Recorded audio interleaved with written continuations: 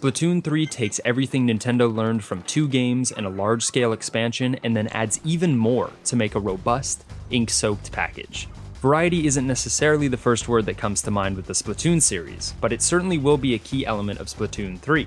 With 2 games and a large-scale expansion under its belt, the latest in Nintendo's kid-friendly shooter franchise builds on everything that came before. That means a game that's loaded for bear more game modes, weapons, maps, customization features, and more. Having tried 3 of the modes at a preview event, the game looks robust, while remaining very recognizable for Splatoon fans. At a HandsOn event, I tried 3 distinct modes that show the breadth of the content offerings in Splatoon 3. The single-player return of the Mammalians campaign, the cooperative wave-based Salmon Run, and the traditional competitive Turf War battles. And although each relies on the same basic mechanics, playing them all back-to-back in quick succession showed how ingenious and flexible those mechanics are to support very different experiences. Return of the Mammalians is the 3rd installment of the ongoing Splatoon campaign series, a weirdly colorful post-apocalypse that has long implied that the Squid Kids and Octolings emerged post-humanity. This one focuses on the fuzzy Mammalians, including fuzzy hazards that can trap you temporarily. The name seems to imply that this could answer some of our questions about what happened to humanity, but the handful of early stages I tried didn't venture into that territory. Instead, Return of the Mammalians was a good warm-up activity, letting me get a hang of the weapons and movement again after being away from Splatoon. Like the other 2 games' single-player modes, it serves both as tutorial and standalone adventure, centering itself less on combat than the multiplayer modes and more on environmental puzzles. None of these felt terribly challenging, but it was a good opportunity to get my sea legs. The single-player mode was also a good chance to try one of the new weapons, the Stringer Bow. Though a bow might seem straightforward enough, the Splatoon take on the weapon adds versatility that takes some finesse to master, which is not to say that I did.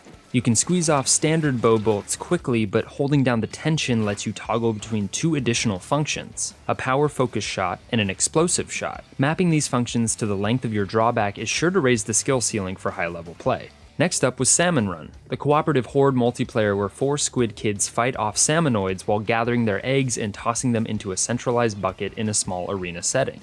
In Splatoon 3, Salmon Run will be available all the time, instead of only during special limited time events. Nintendo has noted that there will be special Salmon Run events that will occur on a regular schedule, but you can dive into a match and fend off some angry fish anytime you want. And those fish can get very angry. For the sake of comparison, we played 2 rounds of Salmon Run to experiment with different difficulty levels, with the modifier set at 5% and then 15%. Though we finished both rounds handily, absolutely filleting those fish, the difference between the 2 was stark. The 5% modifier was a relative walk in the park, or swim in the pond, while even the 15% difficulty made for some harrowing moments where taking down the deluge of enemies was like swimming upstream, with more enemies and more frequent boss battle appearances. It was easy to see how this will create longevity, with plenty of room for elite squids to challenge ever more aggressive salmonoids. Finally, we tried 3 rounds of Turf War, the traditional competitive multiplayer that Splatoon has always been built around. We had free reign to experiment with different weapon types, and the sheer volume was a little overwhelming. This was every weapon I remember from Splatoon history, and some I'm sure I've forgotten. For the first round, I tried the other new addition, the Splatana, a sword-styled like windshield wiper that can also do a short-range burst if you charge ahead of time. Suffice to say, I am far from a Splatana samurai. Perhaps a live competitive event isn't the place to try a brand new weapon, but I found the Splatana hard to utilize effectively. I did get an occasional kill by sneaking up on opponents to close the gap, but its charge shot was no match at a distance against weapons built for range, which is almost every other weapon in Splatoon. So when it came time to swap weapons before next round, I hastily put down the Splatana and went for a more traditional splat gun.